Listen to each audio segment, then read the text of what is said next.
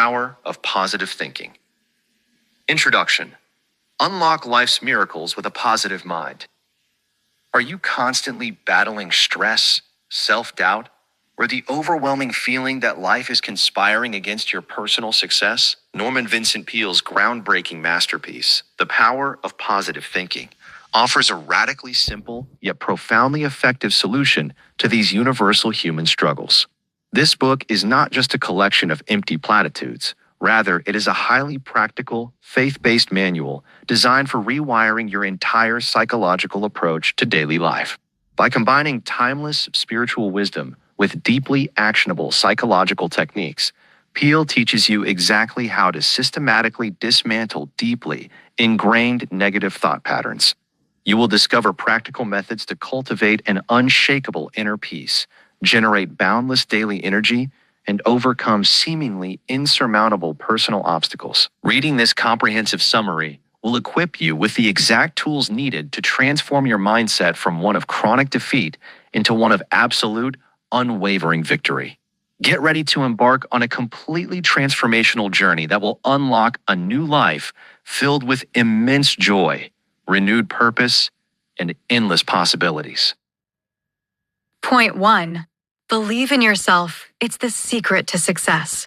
Many folks grapple with feelings of not being good enough or doubting their own abilities. They worry about whether they can grab opportunities or handle responsibilities. This fear and self-doubt can be so overpowering that it stops them from fully living their lives. They might constantly fret about possible negative outcomes, which can lead to a self-fulfilling prophecy of failure. This fear can make them settle for less than what they are capable of. To put this into perspective, let's look at a study involving 600 college students. When asked about their biggest personal problem, a whopping 75% of them pointed to a lack of confidence. This suggests that a similar proportion of the general population likely struggles with the same issue. This widespread lack of self-confidence is not only unfortunate, but also unnecessary. It can be overcome by developing a strong, justified belief in oneself. This belief isn't born out of arrogance or delusion, but rather from a humble and realistic understanding of one's abilities. The first step to developing this belief is to cultivate a strong faith in God. By doing so, you can develop a sense of self-worth and confidence. This faith can be nurtured through prayer, reading and meditating on scripture, and practicing faith techniques. There are several practical strategies for cultivating this faith and overcoming feelings of inadequacy. First, visualize yourself succeeding. Hold this mental image firmly in your mind and never let it fade. Over time, your mind will work towards making this image a reality. Second, combat negative thoughts about your abilities with positive affirmations. Whenever a self-doubting thought pops up, consciously replace it with a positive one. Third, repeat the affirmation, "I can do all things through Christ who strengthens me," Philippians 4 verse 13. Say this out loud at least 10 times a day. Lastly, remind yourself that God is with you and that you cannot be defeated. This unwavering faith in divine support can provide a powerful boost to your self-confidence. In a nutshell, having strong confidence in one's abilities is a key to success. This confidence can be cultivated through faith in God, positive visualization, combating negative thoughts, and daily affirmations. By practicing these techniques, you can overcome feelings of inadequacy and self-doubt and unlock your full potential. Point 2. Connect with something bigger than you for a boost of energy. In The Power of Positive Thinking, Norman Vincent Peale shares a powerful idea. To stay energized, we need to align ourselves with the divine rhythm.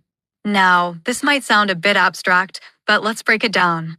Peale tells us that our relationship with God, or the divine, isn't just a spiritual one. It also deeply affects our physical and mental health. When we're in tune with the divine rhythm, we're tapping into an endless source of energy provided by God. This energy isn't just physical, it also refreshes our mind and spirit.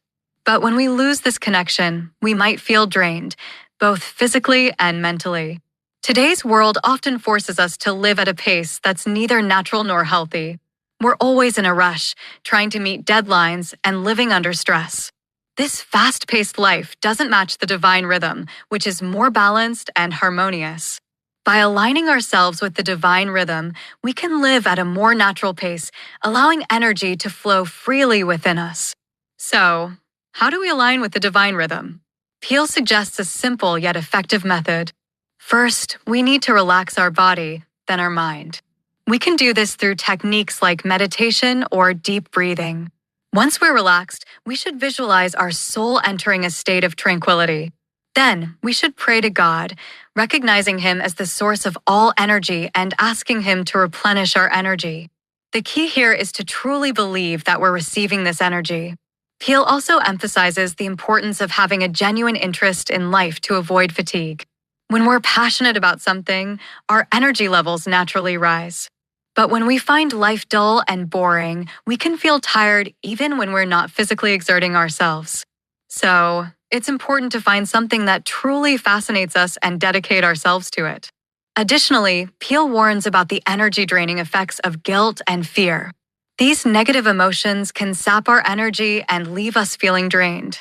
To overcome this, we need to let go of our fears and guilt, entrusting them to God and believing in His ability to bring about a positive outcome. In conclusion, staying energized isn't just about physical vitality. It also involves maintaining a healthy mind and spirit. We can achieve this by aligning ourselves with the divine rhythm, having a genuine interest in life, and letting go of negative emotions. By doing so, we can tap into the endless source of energy that God provides and live a more balanced and fulfilling life. Point 3. Happiness is a choice. It's all up to you. Your happiness is in your hands is a key idea that suggests our joy in life is largely shaped by our own thoughts and attitudes, not just the world around us. First off, it's important to recognize that not all sadness is self-made. There are things in society and our environment that can make us unhappy, and we don't always have control over them. But a big part of our happiness or sadness comes from how we choose to see and respond to the world. Think about it like a glass of water. Some folks might see the glass as half empty, focusing on what's not there. Others might see it as half full, being thankful for what is there. The glass itself doesn't change, but how we see it does, and that can really affect how we feel. The idea here is that we can choose to be happy by making happiness a habit. This isn't something that just happens, it's something we have to work at. Just like we might exercise to make our bodies stronger or more flexible, we can practice positive thinking to make our minds happier. One way to make happiness a habit is to fill our minds with happy thoughts on purpose. This could be as easy as remembering a good time, thinking about a goal for the future, or being thankful for something good in our lives right now. If a bad thought pops up, we can choose to swap it out for a good one. For instance, if you're worried about something that's going to happen, you could instead picture it going really well and think about how happy that would make you. This not only gets rid of the bad thought, but it also gets your mind ready to expect and work for a good outcome. Another tip is to start each day by thinking about happy things. Before you even get out of bed, picture the good things you think will happen during the day. This starts your day off on a positive note and can help make your positive expectations come true because your actions and reactions are influenced by your positive thoughts, leading to more good things happening. In the end, while we can't control everything that happens to us, we can control our thoughts and attitudes. By choosing to focus on the good and making happiness a habit, we can have a big impact on our own happiness. This is the power of positive thinking. Point 4. What you expect from life is what you get. The idea that what you expect is what you get is a key message in a book that's all about the power of positive thinking. It's all about how our mindset and beliefs can have a big impact on how our lives turn out and how we grow as individuals. Let's break it down a bit. Expectations are what we believe will happen in the future. If we're expecting good things to happen, we're more likely to act in ways that make those good things happen. But if we're expecting bad things, we might end up acting in ways that make those bad things happen instead. For example, if you're expecting to ace a job interview, you'll probably prepare really well, present yourself confidently, and answer questions with assurance. All of these actions increase your chances of doing well and landing the job. But if you're expecting to fail, you might not prepare as well, you might seem nervous, and you might stumble over your answers, which could reduce your chances of success. The book really emphasizes the power of faith and positive thinking. It suggests that when we have faith in God and in ourselves, we can change our mindset from one of doubt to one of belief. This change in mindset can make things that seem impossible become possible. To help build this faith and positive mindset, the book recommends a practical exercise. It suggests reading the New Testament and noting how many times faith is mentioned. Then, pick 10 to 12 powerful statements about faith that really speak to you and memorize them. By thinking about these faith concepts and repeating them regularly, they become part of your conscious mind and eventually seep into your subconscious mind.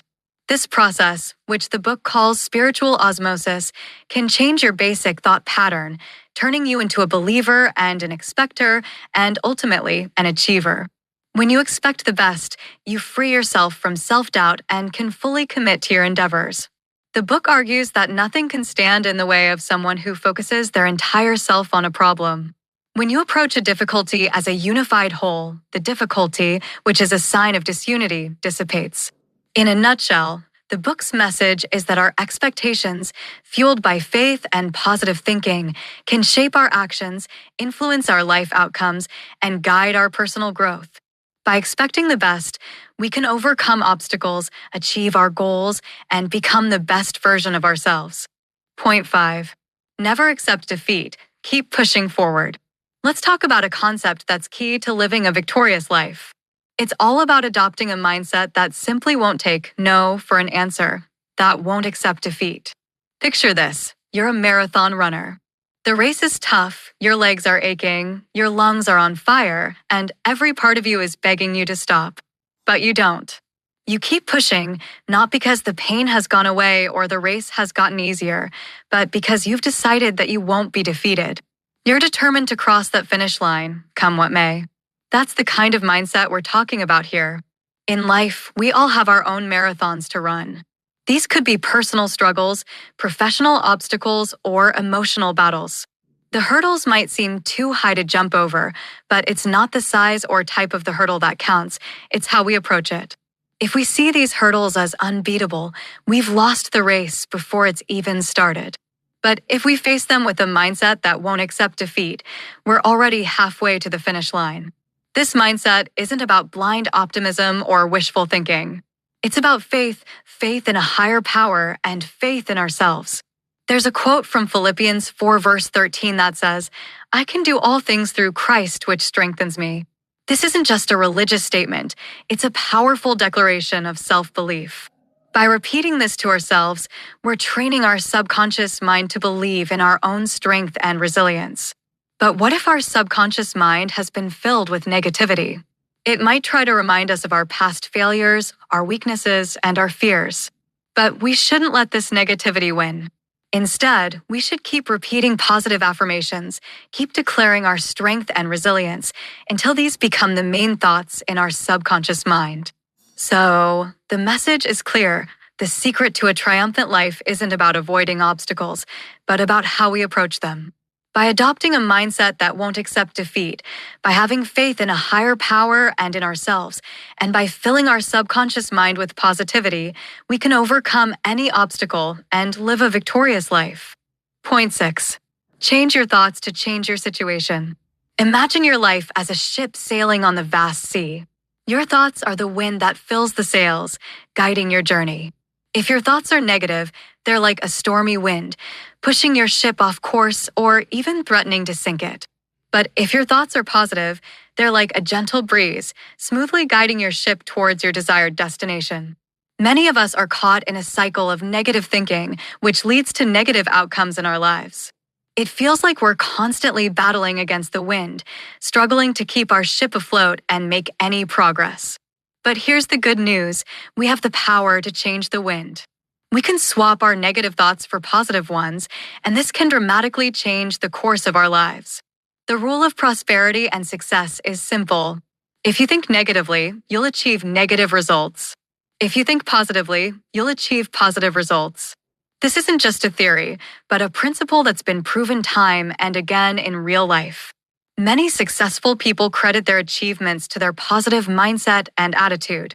Positive thoughts create a favorable environment for positive outcomes. It's like creating a tailwind that helps your ship move forward more easily and quickly. On the other hand, Negative thoughts create an unfavorable environment for negative outcomes. It's like creating a headwind that slows down your ship or even pushes it backwards. To change your circumstances, you need to start thinking differently. Here's a simple guide to help you do this.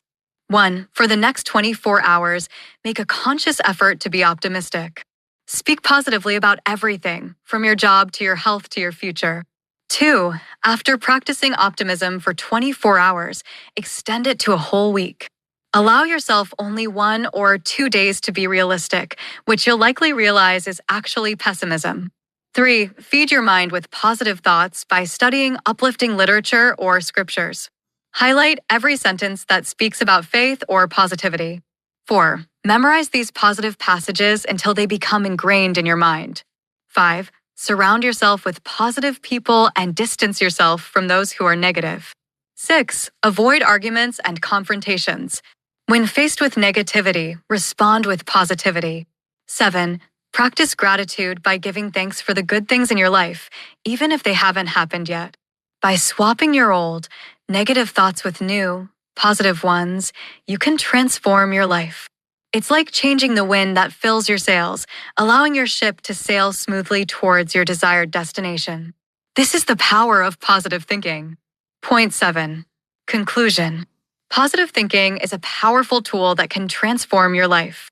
It's not about ignoring the negative aspects of life, but rather choosing to focus on the positive ones. By doing so, you can overcome obstacles, reduce stress, and achieve success. Believing in yourself and your abilities is the first step towards positive thinking. This belief will give you the confidence to take on challenges and seize opportunities. It's also important to replace negative thoughts with positive ones. This can be done through affirmations, visualization, and positive self-talk.